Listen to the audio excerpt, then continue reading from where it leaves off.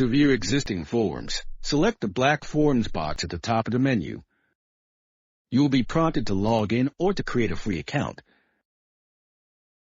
Use the drop-down menu to sort between IRRC forms and individual forms.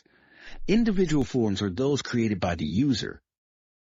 The Fill Out button allows users to fill out a form.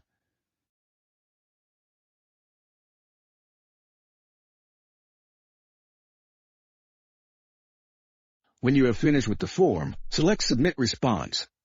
Your response data will be saved to the Measure First platform.